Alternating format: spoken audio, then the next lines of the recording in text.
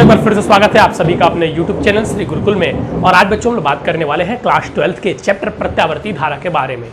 इससे पहले हम लोग ने बच्चों इस चैप्टर में बहुत सारे टॉपिक पढ़ लिए हैं, जैसे जब परिपथ में हम लोग प्रेरकत्व जोड़ेंगे, धारा जोड़ेंगे तो उनके बीच का कालांतर क्या होगा, कौन अग्रगामी होगा, कौन पश्चगामी होगा, ये सारी चीज़ें हम लोगों ने पढ़ ली थी। प्रत्यावर्ती धारा के बारे में जान लिया था, इन सारी बातों के बारे में हम लोगों ने जान लिया था। बच्चों अगर आपको आवाज़ आ रही होगी तो बाहर बारिश बहुत तेज हो रही है, उसी की आवाज़ आ रही है, देखिए इधर। तो आज बच्चों हम लोग बात करने वाले हैं वैद्युत शक्ति के बारे में, किसी प्रत्यावर्ती परिपथ में वैद्युत शक्ति के बारे में। और हम लोग बात करेंगे बच्चों आज बहुत इंपॉर्टेंट क्या, प्रत्यावर्ती धारा यंत्र के बारे में, जनरेटर के बारे में, और हम लोग बात करेंगे ट्रांसफार्मर के बारे में। और उसी के साथ बच्चों इसी लेक्चर के साथ हमारा ये चैप्टर प्रत्यावर्ती धारा समाप्त भी हो जाएगा। इसी के साथ हमारा बच्चों ये चैप्टर जो प्रत्यावर्ती धारा ये समाप्त भी हो जाएगा। तो चलिए हम सबसे पहले डालते हैं, जब परिपथ में शुद्ध प्रतिरोध लगा हुआ है तब शक्ति गुणांक, ठीक है, तब वैद्युत शक्ति या सामर्थ्य, ठीक है। तो प्रत्यावर्ती परिपथ में शक्ति, वैद्युत शक्ति या सामर्थ्य भी उसी को हम लोग कहते हैं, सामर्थ्य, ठीक है। तो इसमें दो कंडीशन में बच्चों हम लोग पढ़ेंगे। पहला, जब परिपथ में केवल शुद्ध प्रतिरोध लगा हो, शुद्ध प्रतिरोध लगा हो तब शक्ति क्या होगी,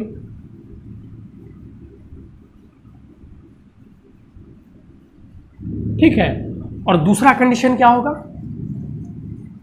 जब परिपथ में प्रेरकत्व तथा प्रतिरोध श्रेणी क्रम में जुड़े हो,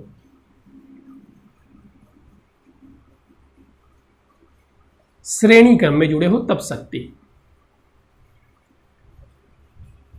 इन्हीं दो के बारे में हम लोगों को पढ़ना है बच्चों, और कुछ नहीं पढ़ना। इन्हीं दो पर हम लोगों को वैद्युत शक्ति यानी कि सामर्थ्य के बारे में जानना है। तो देखिए बच्चों, अगर हम पहली की बात करें तो पहली कंडीशन में जो हमारी वैद्युत शक्ति हो जाएगी, जब परिपथ में जो हम फॉर्मूला पढ़ते हैं सेम उसी प्रकार के फॉर्मूले की होगी। P = में VI हम लोग पढ़ते हैं ना, तो VRMS मल्टीप्लाई में IRMS।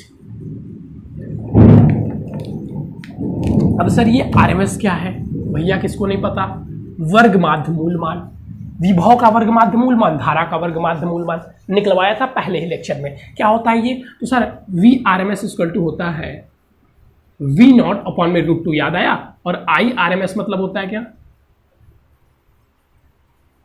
I0/√2। और I0 क्या होता है, अधिकतम मान, ठीक है। ये सारी चीजें मैंने फर्स्ट लेक्चर में आपको बताई हुई थी। तो अगर केवल कोई परिपथ है जिसमें शुद्ध प्रतिरोध लगा हुआ है, उसमें अगर विभव उसका अगर वर्गमाद मूल विभव, उसमें विभव भी है और धारा I है, तो VI उस परिपथ का क्या हो जाएगा, शक्ति यानी कि सामर्थ्य हो जाएगा। अब बात करते हैं हम दूसरे कंडीशन में। दूसरे कंडीशन में जब प्रेरकत्व लगा हुआ है यानी कि प्रेरकत्व L लगा हुआ है और परिपथ में प्रतिरोध भी लगा हुआ है, वो भी श्रेणी क्रम में, तो सर इस स्थिति में क्या होगा, इस स्थिति में बच्चों जो होगा वो आपका P = हो जाएगा VRMS, ठीक है, मल्टीप्लाई बाई IRMS। सर दोनों में अंतर क्या है, अभी देखो अंतर आ जाएगा, इनटू cos phi। सर ये अब cos phi क्या है, सर ये अब cos phi क्या है, तो याद रखिएगा बच्चों, इस cos phi को हम लोग शक्ति गुणांक कहते हैं। cos phi बराबर क्या होता है, शक्ति गुणांक। cos phi का मतलब क्या होता है, शक्ति गुणांक। I क्या है, परिपथ में बहने वाली वर्गमाद मूल धारा, V क्या है, परिपथ का वर्गमाद मूल विभव। यहाँ पे cos phi बस एक बढ़ा है जब परिपथ में प्रेरकत्व लगा हुआ है। तो cos phi जिसको हम लोग बच्चों शक्ति गुणांक कहते हैं, ये होता क्या है, ये बेसिकली cos phi बराबर होता है बच्चों प्रतिरोध बटे में प्रतिबाधा, ठीक है, R/Z। अब अगर हम आपसे बात करें कि प्रतिबाधा क्या होती है, अरे भैया Z क्या होता है, जब परिपथ में दोनों लगा हो, प्रेरकत्व और ये भी लगा हुआ है परिपथ में, तो Z क्या होता है, सर Z होता है, याद आ गया, √में R² प्लस XL का स्क्वायर, याद आया। और XL = हम लोग और क्या लिख सकते हैं सर, ω/L, ठीक है। तो अगर आपसे शक्ति पूछेगा तो हम लोग ये फॉर्मूला लगाएंगे, और शक्ति गुणांक पूछेगा तो ये होता है शक्ति गुणांक प्रतिरोध बटे प्रतिबाधा। क्या लिखेंगे शक्ति गुणांक की परिभाषा अगर लिखनी होगी तो, अगर किसी प्रत्यावर्ती परिपथ में यदि किसी प्रत्यावर्ती परिपथ में प्रेरकत्व तथा प्रतिरोध दोनों लगे हो तो उस परिपथ के प्रतिरोध बटे में प्रतिरोध तथा प्रतिबाधा का अनुपात जो होता है उसे हम लोग शक्ति गुणांक कहते हैं। देख लीजिए आर बटे और जेड का मान क्या होता है आर स्क्वायर एक्सएल स्क्वायर, हम लोग पीछे पढ़े थे। याद आ रहा है कि नहीं याद आ रहा है? जी सर याद आ रहा है। तो ये हो गया बच्चों शक्ति निकालना। ठीक है, ये हो गया शक्ति निकालना। ये क्या हो गया? शक्ति निकालना। ये शक्ति निकालना आपको आनी चाहिए। ठीक है, तो ये शक्ति निकालना आपको आना चाहिए और बहुत आसान चीज़ है। मुझे नहीं लगता है कि यहाँ पर किसी कोई कन्फ्यूज़न होगी परिपथ की शक्ति निकालने में। ठीक है, बुक में देखेंगे तो इसी को बहुत ऐसे वैसे डीपली तरीके से किया हुआ है। मैंने बहुत आसान शब्दों में आपको समझाने का प्रयास किया है। हम लोग शक्ति का फॉर्मूला पहले से ही पढ़ते आए हैं कि P = VI होता है। तो इसमें हम लोग क्या करना है, V की जगह VRMS, I की जगह RMS, और जब प्रेरकत्व प्रतिरोध जुड़ा होगा तो RM cos phi भी लग जाएगा जो कि शक्ति गुणांक होता है। शक्ति गुणांक का मान ये होता है। ठीक है, ठीक है सर। चलिए अब बच्चों देखिए इस पेपर से अगर क्वेश्चन आएगा ना तो सबसे ज़्यादा क्वेश्चन आता है अनुनादी परिपथ। अनुनादी परिपथ के बारे में बताइए, और आता है अनुनादी परिपथ की आवृत्ति ज्ञात कीजिए। क्या करिए? अनुनादी परिपथ की आवृत्ति ज्ञात कीजिए। अनुनादी सर ये कैसे ज्ञात करेंगे हम लोग? अनुनादी परिपथ की आवृत्ति, मैंने बोला घबराने की कोई आवश्यकता नहीं है, घबराने की कोई आवश्यकता नहीं है। सबसे पहले जान लीजिए अनुनादी परिपथ क्या होता है। ऐसा परिपथ जिसमें एक्सेल, जिसमें सिंपल शब्दों में अगर आपको बताओ ना बच्चों कि जो हमको क्वेश्चन आएंगे, बहुत डीपली आप मत जाइए, बहुत साधारण शब्दों में अगर मैं आपको बताने का प्रयास करूं तो यदि किसी परिपथ में केवल प्रेरकत्व और संधारित्र जुड़े होंगे तो वो अनुनादी परिपथ होगा। LCR अनुनादी परिपथ, जिसको प्रेरकत्व और ये जुड़े होंगे तो उसको बच्चों हम अनुनादी परिपथ कहते हैं।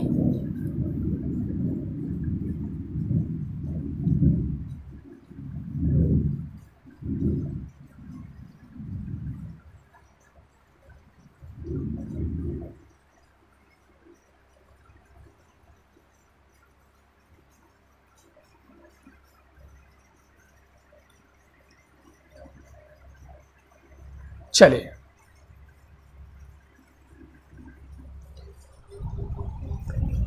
अब हम लोग बात करेंगे बच्चों यहां पर देखिए अनुनादी परिपथ के बारे में। पहले देखिए दो अनुनादी, यहाँ पे LCR अनुनादी परिपथ, यही सबसे ज्यादा पूछा जाता है। अनुनादी परिपथ सिंपल बच्चा, एक बात आपको याद रखना है, जब किसी वैद्युत परिपथ में जो मुख्य धारा होती है, जो मुख्य धारा है, यदि वो वोल्टेज की कला में होती है, जो मुख्य धारा है यदि वो वोल्टेज की कला में होती है तो प्रेरकत्व तथा प्रतिबाधा जिसे हम कहते हैं, ठीक है, प्रेरण प्रतिघात याद आ रहा है। एक्सेल को क्या कहते हैं हम लोग? एक्सेल को हम लोग प्रेरण प्रतिघात कहते हैं। तो परिपथ का जो प्रेरण प्रतिघात होता है वो धारिता वाला प्रतिघात, जो धारिता, तभी हम अब एक्सी को क्या बोलेंगे हम लोग? एक्सी को हम लोग क्या बोलेंगे सर? एक्सी को क्या बोलेंगे? धारिता प्रतिघात। धारिता प्रतिघात आपस में बराबर होते हैं, उस परिपथ को हम लोग अनुनादी परिपथ कहते हैं। लिख लीजिएगा, इसका फॉर्मूला भी आता है, मैं लिख देता हूं। जब किसी LCR परिपथ में मुख्य धारा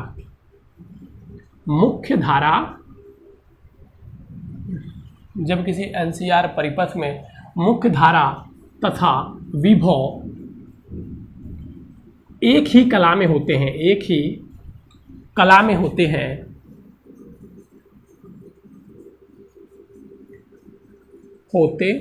हैं तो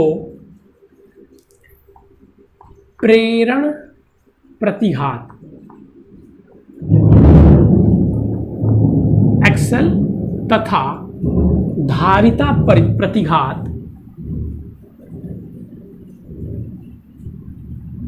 XC आपस में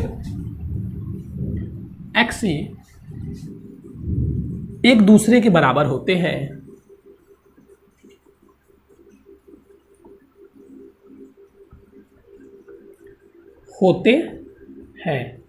इस परिपथ को, ऐसे परिपथ को अनुनादी परिपथ कहते हैं। परिपथ को अनुनादी परिपथ कहते हैं।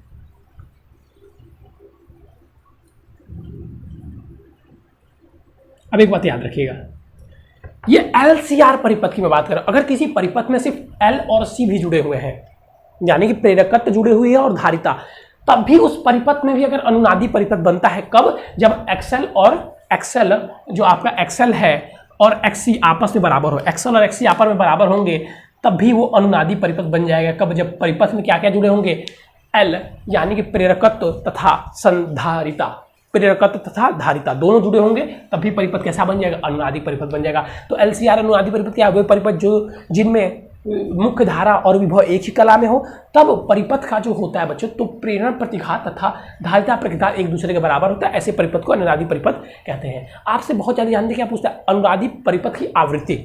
आपसे देखिए क्या पूछता है? अनुनादी परिभाषा तो पूछता है, साथ साथ अनुनादी सबसे ज्यादा परिपथ की आवृत्ति, ठीक है, बहुत ज्यादा पूछता है, मोस्ट इंपॉर्टेंट, ठीक है, मोस्ट इंपॉर्टेंट है बच्चों। कैसे निकालेंगे? हमने भी पढ़ा जब परिपथ अनुनादी होगा, जब XL बता रहा हूं, अगर परिपथ में LC भी लगा हुआ है, केवल प्रतिरोध नहीं लगा हुआ, तब भी वो अनुनादी में आएगा बच्चों, तब भी वो अनुनादी में आएगा। और उस समय भी हम क्या निकाल सकते हैं? उस समय भी हम उसकी अनुनादी पूछा रहेगा, अनुनादी आवृत्ति तो निकाल सकते हैं। देखिएगा यहाँ पे हम पढ़े भैया कि सर अनुनादी परिपथ है तो क्या होगा? XL बराबर क्या होगा? XC, ठीक है सर। XL इक्वल टू क्या होता है? Omega L। XC equal to क्या होता है? 1/में ओमेगा C। याद आ रहा है कि नहीं आ रहा है? जी सर बिल्कुल याद आ रहा है। तो ये हो गया ओमेगा L और ये हो गया 1/में ओमेगा C। ओमेगा को ऊपर मल्टीप्लाई कीजिए, L को नीचे कीजिए, क्या हो जाएगा sir ji? Omega into omega, omega square 1/में LC, ठीक है। यहाँ पे देखिए ओमेगा इक्वल टू हम लोग क्या लिख सकते हैं सर? ओमेगा इक्वल टू लिख सकते हैं 1/में अंडर रूट में LC। इतनी चीजें कर सकते हो कि नहीं भाई? कर सकते हो। अब मैंने आपको आवर्तकाल बताया था, याद आ रहा है? यहाँ पे देखिए T इक्वल टू 2π/ω और आवृत्ति क्या बताई थी? 1/में T बताया था कि नहीं बताया था? तो अगर आवृत्ति की हम लोग बात करें, F क्या होता था? 1/में सर T। तो यहाँ पे अगर यहाँ से आप निकालेंगे, देखिए एक एक कॉन्सेप्ट समझा रहा हूँ, स्टार्टिंग में ये सारी चीजें आपको बताया था। तो 2π और ओमेगा चला जाएगा ऊपर, ओमेगा चला जाएगा ऊपर, तो हम लोग यहाँ से क्या लिख सकते हैं? ओमेगा को इधर मल्टीप्लाई कर दे तो ओमेगा इक्वल टू क्या हो जाएगा सर? 2πf।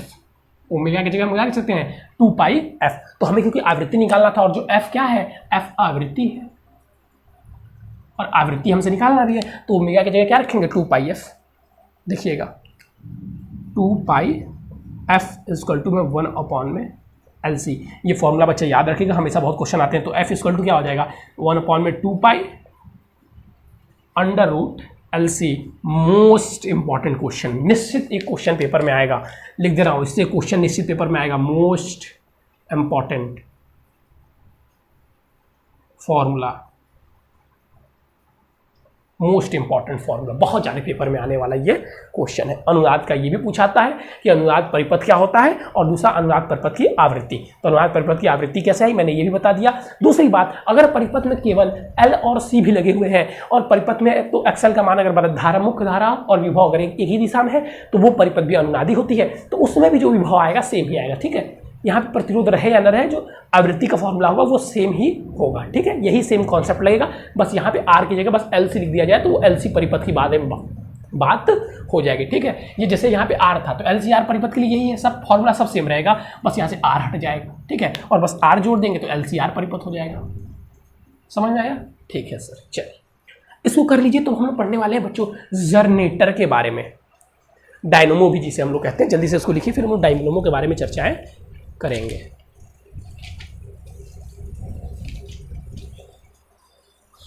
अच्छा, एक और भी मैं अगर चर्चा कर दूं तो वाटहीन धारा है, अगर आप लोगों ने देखा होगा, वाटहीन धारा है बच्चों, लेकिन आपके उस सिलेबस से हटा दिया गया है।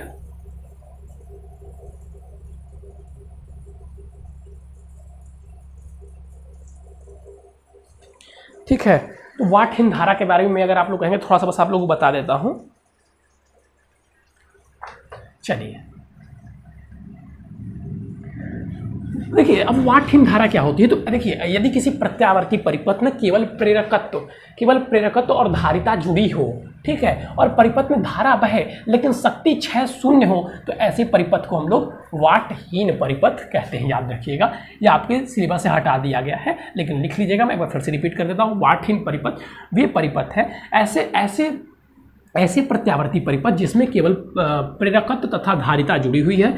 ऐसे प्रत्यावर्ती परिपथ जिसमें केवल प्रेरकत्व तथा धारिता जुड़ी हुई है, यदि उसमें शक्ति क्षय यानी कि हम लोग कह सकते ऊर्जा का क्षय शून्य हो तो ऐसे परिपथ को हम लोग वाटहीन परिपथ कहते हैं। अब बच्चों हम लोग क्या पढ़ने वाले हैं? प्रत्यावर्ती धारा जनित्र यानी कि डायनेमो को पढ़ने वाले हैं। प्रत्यावर्ती धारा जनित्र,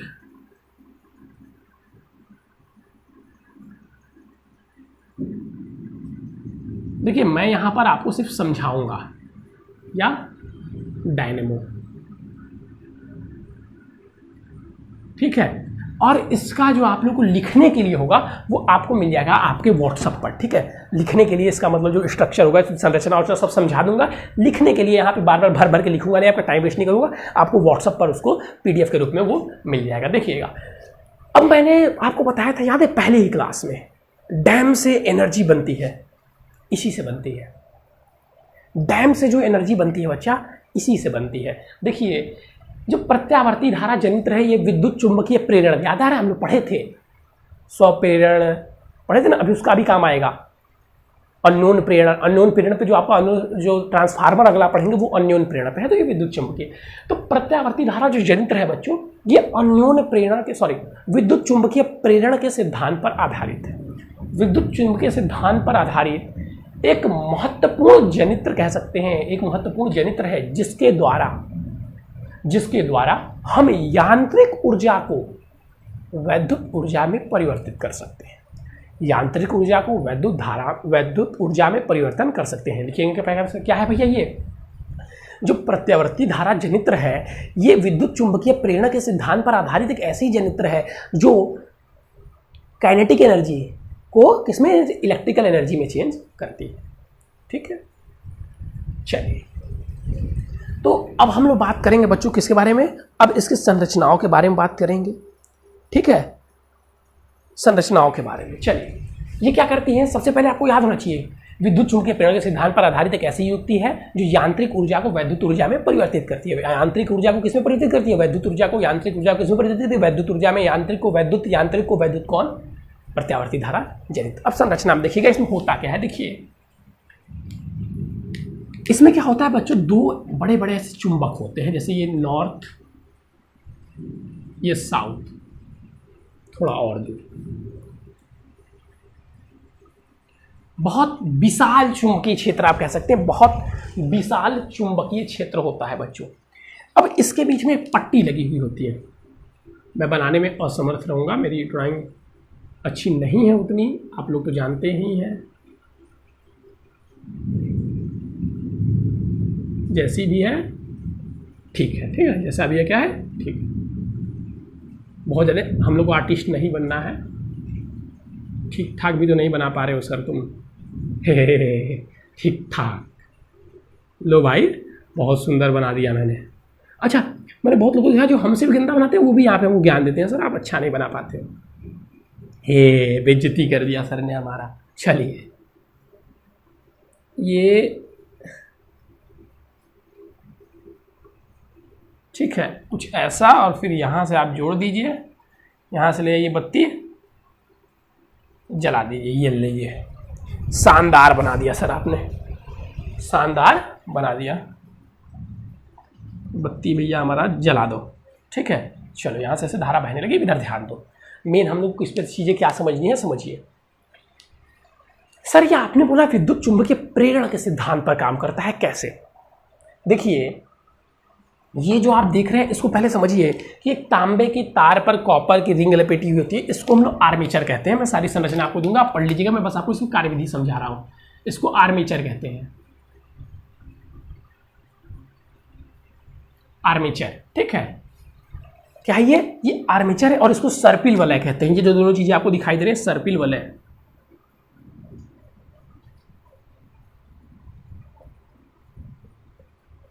ठीक है। अब देखिए ये क्या है, ये चुंबक उत्पन्न करें, दो चुंबक है शक्तिशाली। अब देखिए जैसे मान लीजिए पानी गिरता है, तो मान लीजिए हमने इसको ऐसे लगा दिया, तो पानी इस पर गिर रहा है, तो ये नीचे जा रहा है, ऊपर आ रहा है, ये घूम रहा है, समझ रहे हैं। बहुत तरीके से आप हाथ से भी इसको घुमा सकते हैं। ये घूम रहा है, ये घूम रहा है, ऐसे ये घूम रहा है, घूम रहा है कि नहीं घूम रहा है? जी सर। पानी इस पर गिरा तो ये नीचे जाएगा, फिर ऊपर आएगा, फिर नीचे जाएगा, ऊपर जाएगा। ये विशाल चुंबकीय क्षेत्र है। जब इसमें ये आर्मेचर घूमता है बच्चों, क्या होता है? ये आर्मेचर घूमता है। तो भैया जब घूमोगे तुम बार बार तो चुंबकीय फ्लक्स में परिवर्तन होगा। जी सर। और जब चुंबकीय फ्लक्स में परिवर्तन होगा तो विद्युत वाहक बल उत्पन्न होगा। जी सर। और जब विद्युत वाहक बल उत्पन्न होगा तो विद्युत धारा बहेगी, इसे हम लोग प्रेरित धारा कहते थे। जी सर बिल्कुल बहेगी। उसी प्रेरित धारा से यहाँ पे हम लोग क्या कर रहे हैं? बल्ब को जला रहे हैं। बहुत ज़्यादा कॉन्सेप्ट समझने की बहुत। अब तो भैया विद्युत चुंबकीय प्रेरण तुम लोग पढ़ के आए हो। विद्युत चुंबकीय प्रेरण तुम लोग पढ़ के आए। विद्युत चुंबकीय प्रेरण तुम लोग क्या किए? विद्युत चुंबकीय प्रेरण पढ़ के आए हो ना भैया। विद्युत चुंबकीय प्रेरण पढ़ के आओ कि नहीं पढ़ के आओ? फिर से बता रहे हैं, देखिए इस पर ध्यान दीजिएगा। ये हमारा मार्कर है, इस पर पानी गिर रहा है, तो पानी इस पर गिरेगा भैया, तो ये नचेगा ना, घूम रहा है ना। समझ लीजिए ये घूमने लगेगा, ये ऐसे ऐसे घूम रहा है। अब भैया ये चुंबकीय क्षेत्र इसके लगाए हो, तो ये चुंबकीय क्षेत्र है विशाल, मजबूत चुंबकीय क्षेत्र है। अब जब इसमें ये घूमेगा तो भैया इसे फ्लक्स रेखाओं में, चुंबकीय बल रेखाओं में परिवर्तन होगा कि नहीं होगा? बिल्कुल जाहिर सी बात होगा। और हम लोगों ने विद्युत चुंबकीय प्रेरण पढ़ा था कि यदि फ्लक्स परिवर्तन होता है, फ्लक्स परिवर्तन होता है, फैराडे का प्रथम नियम याद आ रहा है? यदि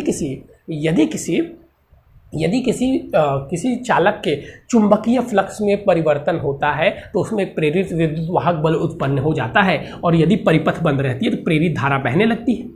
ठीक है, और इसी से हम लोग धारा क्या कर रहे हैं? उत्पन्न कर पा रहे हैं। अब देखिए मान लीजिए कि पानी नहीं गिर रहा है, आप उसको घुमा रहे हैं, तो ये आपकी आंतरिक ऊर्जा है, या पानी भी क्या आंतरिक ऊर्जा है ना। तो आंतरिक ऊर्जा को किसमें परिवर्तित कर रहा है? विद्युत ऊर्जा में। यानी कि अगर आप ऐसे घुमाएंगे तब भी वो क्या काम करेगा? ऊर्जा उत्पन्न करेगा। अगर आप घुमाएंगे तब भी ऊर्जा, यानी कि आपकी आंतरिक ऊर्जा को कैसे बदल गया? आप भाई जो कार्य कर रहे हैं उसकी भी तो ऊर्जा लग रही है ना। जी सर बिल्कुल ऊर्जा लग रही है, और उसी ऊर्जा से क्या उत्पन्न हो रहा है? विद्युत। तो यांत्रिक ऊर्जा को विद्युत ऊर्जा में परिवर्तन किया कि नहीं किया? जी सर बिल्कुल, यांत्रिक ऊर्जा को विद्युत ऊर्जा में परिवर्तन कर दिया। एक सिंपल सा और एग्जाम्पल आपको समझा रहा हूँ। घर में भैया होगा आपके, अगर मोटर छोटा वाला तो ले लेना, एक 3 रुपए की आती है बल्ब, LED वाली, उसको ले लेना। एक बढ़िया सा मीडियम साइज का मोटर ले लो, उसको हाथ से घुमाना, पीछे बल्ब जलेगा। कैसे जलता है? कभी उस मोटर को खोलना, उसमें क्या लगा होता है? चुंबक लगा होता है। उस चुंबकीय क्षेत्र में जब तुम नचा रहे हो तो पीछे से दोनों तार जोड़ना, जिधर से हम तार जोड़ के मोटर को नचाते हैं विपरीत बहेगा। जब तुम मोटर को नचाओगे तो पीछे से तार जोड़े रहो तो वो बत्ती जलने लगेगी। क्यों जलेगी? क्योंकि प्रेरित धारा उत्पन्न हो रही है, प्रेरित वाहक बल उत्पन्न हुआ, और क्योंकि परिपथ बंद था तो प्रेरित धारा जली, तो वो बल्ब आपका जल जाएगा। घर पे प्रैक्टिस करके देख लेना, घर पे प्रैक्टिस करके देख लेना। मोटर लेना, जो जन्माष्टमी में हम लोग चक्र नचाने का काम करते थे, याद आ रहा है? उसमें भी देखो मैग्नेट लगे होते हैं, उसको भी खोलना, पहले उसका प्रैक्टिकल कर लेना, फिर उसको खोलना। ठीक है, पहले वो मोटर ले लेना, और मोटर के पीछे, मेरे पास नहीं है तो मैं दिखाता, पीछे तार जोड़ देना, तार जोड़ के 3 रुपये वाली LED बल्ब। अब मोटर को ऐसे पकड़ के घुमाना, जो आडल का उसका नीडल होता है, पीछे बल्ब जलेगी। जब बल्ब जल जाएगी तो उसको खोलना, देखोगे कि इसके पार्टिकल पे साइड में मैग्नेट लगा हुआ पाओगे, और बीच में तार रहेगा, तो वो घूमेगा, तो भाई चुंबकीय क्षेत्र उत्पन्न होगा ही। किस सिद्धांत पर? इस सिद्धांत पर। वहाँ पे काम क्या हो रहा है? विद्युत चुंबकीय प्रेरण का सिद्धांत है। यांत्रिक ऊर्जा को किसमें हम परिवर्तित कर रहे हैं? विद्युत ऊर्जा में। ठीक है, चलिए, तो मेरा काम था आपको समझाना, मैंने आपको इसको समझा दिया।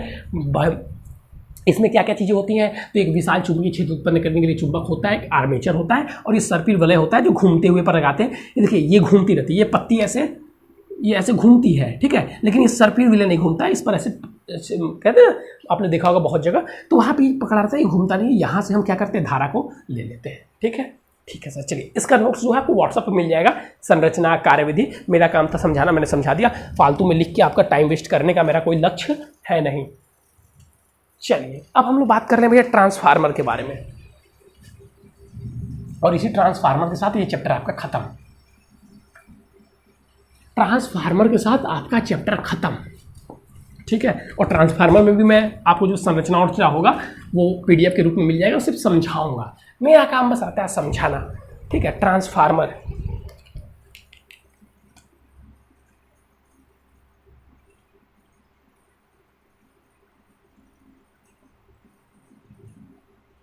ट्रांसफार्मर। सबसे पहले जैसे हम ट्रांसफार्मर लिखे ना,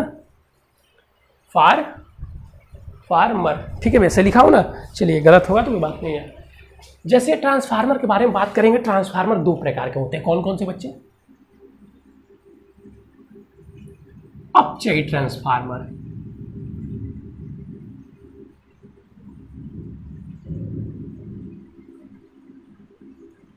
और एक उपचयी ट्रांसफार्मर।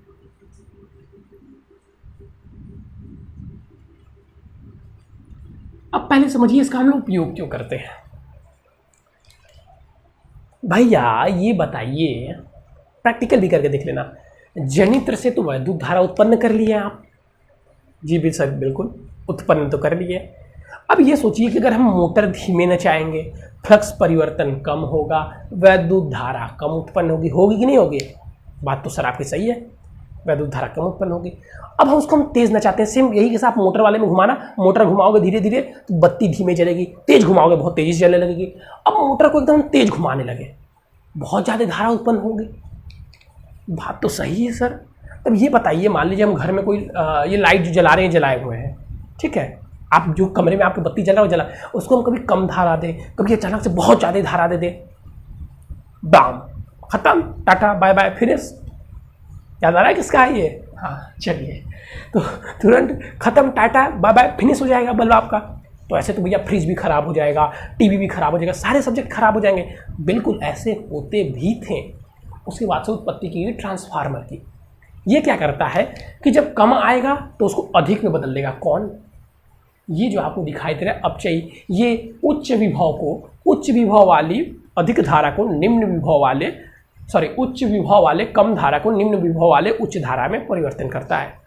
और ये क्या करता है, जब विभव कम है, धारा अधिक है, तो ये उच्च विभव वाली धारा, उच्च विभव में और कम धारा में परिवर्तन करता है। मैं दोनों लिखकर आपको समझा रहा हूँ। पहले काम समझ में आया कि नहीं आया? यस सर, समझ में आया। कि उसमें क्या होता था सर, कि बहुत धीमे चलता था, बहुत, जब धारा कम उत्पन्न होती है तो अधिक में चेंज कर देता है।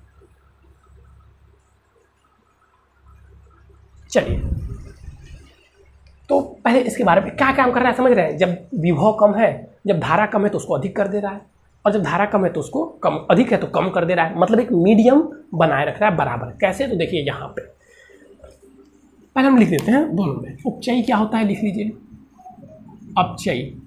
अच्छा, इसका पहले सिद्धांत लिख लीजिएगा, तब एक दो डाल के लिखेंगे, फिर फिगर बना के आपको समझाएंगे। ट्रांसफार्मर का जो सिद्धांत है ये अन्योन्य प्रेरणा के सिद्धांत पर आधारित है। अन्योन्य, आधा नहीं रहेगा ना, प्रेरण के सिद्धांत पर आधारित है। भैया मेरा काम होता है आपको समझाना, मेन चीज़ें जो चीज़ें पूछे जाती हैं। और लिखने के लिए तो भैया ट्रांसफार्मर, देखिए एक बात बता रहा हूँ, VVIMP ये लिखने के लिए बहुत आता है। इसकी संरचना और कार्यविधि भैया 6 नंबर के न्यूमेरिकल के साथ एक ऑप्शन हर एक बार ये रहता है, तो याद कर लेना। जिसको न्यूमेरिकल नहीं आता एकदम अच्छी तरीके से याद कर लेना, ठीक है? 100% आएगा, विश्वास करो। बहुत जिसको न्यूमेरिकल नहीं आता है इसको याद कर लेंगे। पहला हम बात कर रहे थे अपचयी धारा में, अपचयी ट्रांसफार्मर ये क्या करता है,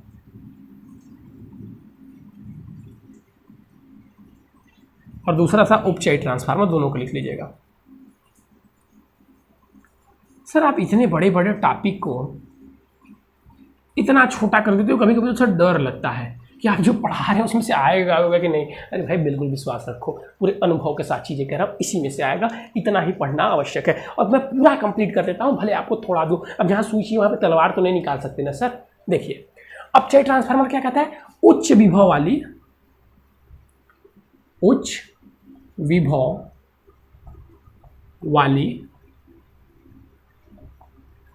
विभव वाली निम्न प्रत्यावर्ती धारा को, निम्न प्रत्यावर्ती धारा को निम्न विभव वाले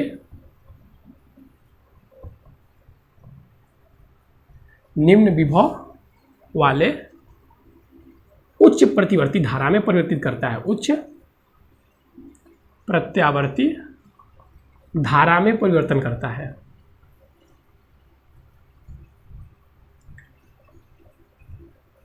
धारा में परिवर्तन करता है, ठीक है, पहला ये हो गया। दूसरा ये उसी का जस्ट उल्टा करेगा। ये क्या करेगा, निम्न विभव वाले, नीचे लिख रहा हूं ना, निम्न विभव वाले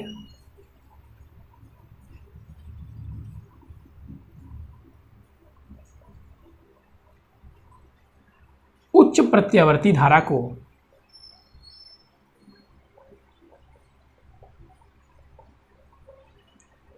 उच्च प्रत्यावर्ती धारा को उच्च विभव वाले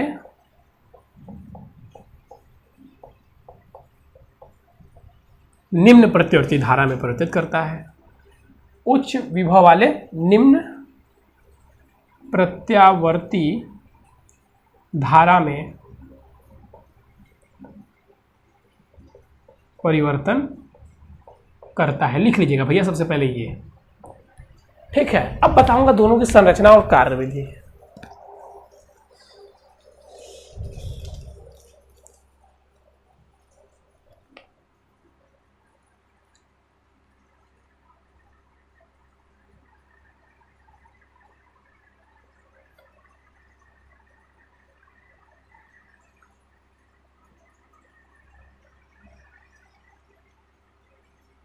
चलिए आगे बढ़े, समझ में आ गया, नोट हो गया? जी सर बिल्कुल, समझ में भी आ गया, नोट भी हो गया।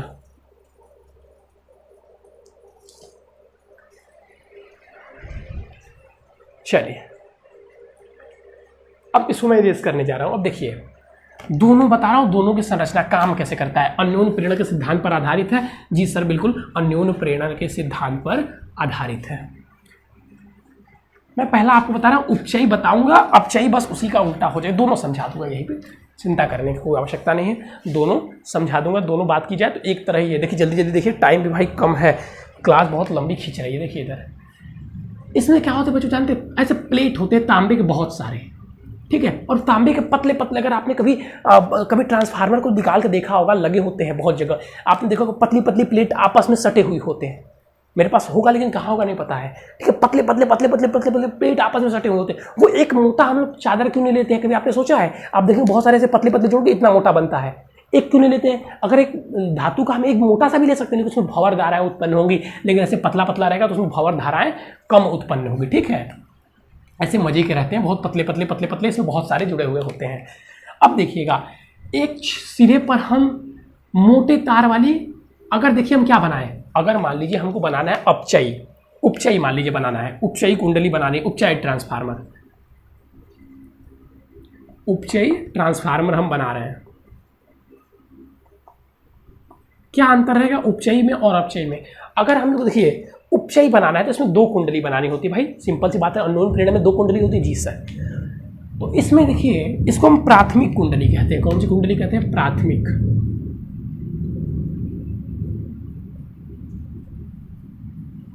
और इसको कहते हैं, दूसरी वाली को इधर भी रहेगा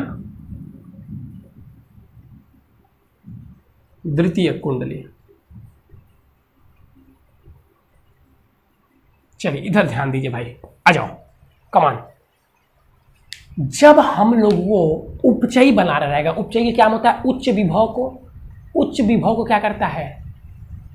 नहीं, निम्न विभव को, माफ कीजिएगा, निम्न विभव को उच्च विभव में परिवर्तित करता है। तो जब हम लोग को उपचयी बनाना रहेगा तो प्राथमिक कुंडली में जो तार की लपेट रहेगी, ठीक है, जो तार की फेरों की संख्या रहेगी कम रहेगी। मोटी तार रहती है, मोटी तार के फेरों की संख्या इसमें कम रहेगी और द्वितीय कुंडली में अधिक रहेगी। प्रथम कुंडली क्या होता है? जो हम लोग को धारा जनित्र से मिली उसको हम लोग इसमें सप्लाई करते हैं, वो प्रथम कुंडली कहलाती है। याद रखिएगा, प्रथम कुंडली वो कुंडली है जिसमें हम लोग मुख्य धारा को सप्लाई करते हैं। अब इसमें जब हम लोग मुख्य धारा करते हैं तो इस कुंडली में धारा प्रेरित होती है, प्रेरित होगी तो विद्युत क्षेत्र उत्पन्न होगा। जी सर, अब इसमें विद्युत क्षेत्र जाएगा कि नहीं जाएगा? दोनों, क्योंकि एक ही देख सकते हैं, एक ही सर्किट से, मतलब एक ही चादर पर दोनों जुड़े हुए हैं, तो द्वितीय कुंडली में भी प्रेरित विद्युत वाहक बल उत्पन्न होगा और ये उससे अधिक होगा, उससे अधिक होगा। तो ये विभव इसका क्या होगा? विद्युत वाहक बल, यानी कि विभव इसका उच्च होगा। तो निम्न विभव को उच्च विभव में बदला कि नहीं बदला? क्यों? याद रखना है इसमें क्या क्या टॉपिक याद रखना है कि अगर उपचयी ट्रांसफार्मर है तो प्रथम कुंडली क्या होती है? जो मेन स्रोत जिससे धारा आता है, जो हम लोग उत्पन्न किए हैं, उसमें फेरों की संख्या कम होती है। फेरों की संख्या क्या होती है? कम होती है। फिर से बोल रहा हूं, जो प्राथमिक कुंडली होती है उसमें फेरों की संख्या कम होती है। किस स्थिति में? अपचयी में, उपचयी में। और द्वितीय कुंडली में फेरों की संख्या अधिक होती है। द्वितीय कुंडली में क्या होती है? फेरों की संख्या अधिक होती है। अब देखिए इसमें मान लीजिए धारा आया तो सबको पता है, बिल्कुल पढ़ के यार है कि इसमें प्रेरित विद्युत, इसमें चुंबकीय क्षेत्र उत्पन्न हो जाएगा, जिससे कि इसमें क्या होगा? इसमें क्या होगा? चुंबकीय फ्लक्स में परिवर्तन होगा, जिससे कि इसमें प्रेरित विद्युत वाहक बल उत्पन्न हो जाएगा और उसी से फिर ये धारा उत्पन्न करेगी। कौन सी धारा उत्पन्न करेगी? तो उच्च विभव वाली निम्न धारा उत्पन्न करेगी। चलिए अब बात करते हैं अपचयी के बारे में। अब भैया जो विद्युत चुंबकीय प्रेरणा नहीं पढ़ा होगा उसको पल्ले ही नहीं पढ़ रहा होगा, ठीक है, तो पहले विद्युत चुंबकीय प्रेरणा पढ़ लेना। अपचयी की बात कर रहे हैं हम लोग। अगर अपचयी ट्रांसफार्मर बनाना हो सर, तो फिर वही रहेगा, कॉपर के पतले पतले इसमें तार को जोड़े रहेंगे। अब अंतर क्या होगा, प्रथम कुंडली में जो फेरों की संख्या कम थी वो बढ़ जाएगी, ठीक है, और द्वितीय कुंडली में जो अधिक थी वो घट जाएगी। क्यों सर, बता रहा हूँ रीजन। इसमें क्या हो जाएगा, बढ़ जाएगा, ठीक है, और द्वितीय कुंडली में कम हो जाएगा। याद रखना ये सारी चीजें आपको। क्यों, क्योंकि ये क्या करता है, उच्च विभव को किसमें बदलता है, निम्न विभव में। इसलिए भैया निम्न विभव में बदलना है तो यहाँ फेरों की संख्या कम रखनी होगी।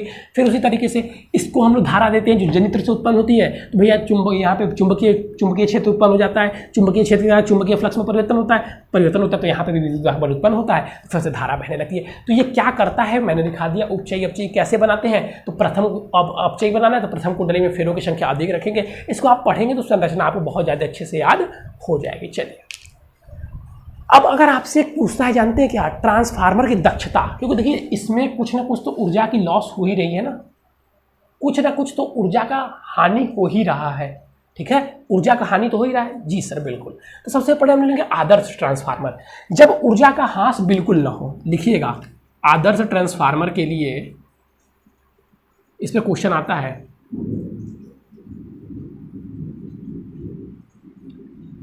आदर्श ट्रांसफार्मर के लिए बच्चों शक्ति क्षय शून्य होता है, यानी कि जो ये इसका शक्ति रहेगा पीएस प्राइमरी, पीपी प्राइमरी कुंडली का, और ये पीएस मतलब सेकंड कुंडली का जो शक्ति रहेगा बराबर रहेगा, शक्ति क्षय बिल्कुल नहीं होगा। यानी कि पीपी बराबर में पीएस, यानी कि हम कह सकते हैं बच्चों कि वीएस इंटू में वीएस वीपी यानी कि प्राथमिक कुंडली का विभव, और आईपी वीआई होता है ना, आईपी यानी कि प्राथमिक कुंडली की धारा बराबर किसकी होगी, वीएस यानी कि सेकंड कुंडली का विभव बराबर सेकंड कुंडली की धारा के, ठीक है। इसको हम लिख कैसे सकते हैं, इसको हम लिख सकते हैं बच्चों आईपी अपॉन में, या आप लिख सकते हैं ऐसे भी, आईएस अपॉन में आईपी बराबर कब, जब आदर्श होगी, जब शक्ति क्षय शून्य होगा। आदर्श का मतलब क्या होगा कि शक्ति क्षय नहीं होगा, ठीक है। आदर्श बोलेगा क्वेश्चन में तब ये फॉर्मूला लगाएंगे, और यहाँ पे क्या हो जाएगा सर, यहाँ पे हो जाएगा वीपी अपॉन में वीएस, ठीक है, वीपी अपॉन में वीएस, वीपी अपॉन में क्या हो जाएगा वीएस, याद रखिए भैया। और ये बच्चों कुंडली की संख्या के भी बराबर होता है, एनएस अपॉन में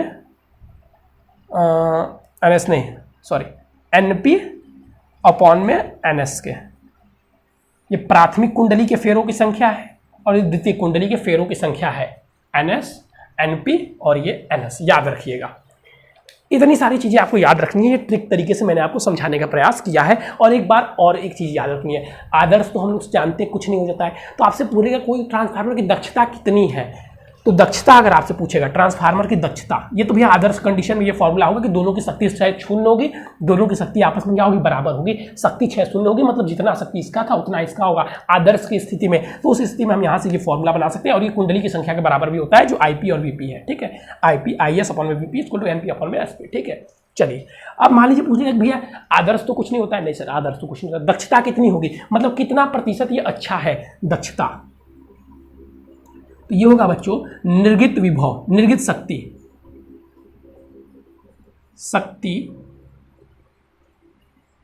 और निर्गित, अब फिर आने वाले को क्या कहते हैं, आने वाले को क्या कहते हैं भैया, निवेश करना ना, निवेशी शक्ति, निवेशित शक्ति, यानी कि दक्षता हमारी क्या हो जाएगी, Vs इंटू में Is अपॉन में Vp इंटू में IP। अगर दक्षता एक आती है यानी कि कुंडली क्या है, आदर्श है, जो कि बच्चों संभव नहीं होता है, और इसी के साथ आपका पाठ भी समाप्त हो जाता है, ठीक है, जो कि कभी संभव नहीं होता है। अब इसका आपको मिल जाएगा भैया PDF, जिसमें आपको ट्रांसफार्मर भी मिलेगा लिखा हुआ, उसकी संरचना पढ़ लीजिएगा, और आपको मिलेगा जनित्र भी मिलेगा। दोनों चीज़ें मैंने आपको समझाने का बिल्कुल प्रयास किया हुआ बहुत अच्छे तरीके से। जो चीज़ें आपको जाननी है, आनी चाहिए, वो मैंने यहाँ पे जिक्र कर दिया है। कब प्राथमिक कुंडली में फेरों की संख्या अधिक होगी, कब कम होगी, कब द्वितीय में अधिक होगी, दोनों समझा दिया। कुंडली आदर्श है तो शक्ति क्षय शून्य होगा, दोनों शक्ति बराबर होगी, तो ये फॉर्मूला बनता है कि आदर्श कुंडली है, दो चीज दे देगा, एक चीज आपसे पूछता है। अगर दक्षता पूछती है तो होता है निर्गित शक्ति अपॉन में निवेशी शक्ति, पीवी अपॉन में वीवाई। और एक क्वेश्चन में पूछता है कि हम जो ट्रांसफार्मर इस समय यूज कर रहे हैं उसकी दक्षता कितनी होती है, तो उसकी दक्षता 90% तक होती है, यानी कि 90% वो पूरी धारा को रूपांतरित कर देता है, 10% नहीं कर पाता है, यानी 10% क्षय कर देता है, ठीक है। चलिए, तो चलिए बच्चों, आज के लिए बस इतना ही। फिर मिलेंगे नए और इंपॉर्टेंट टॉपिक के साथ, लेकिन अभी के लिए बस इतना ही। Thank you, have a nice day.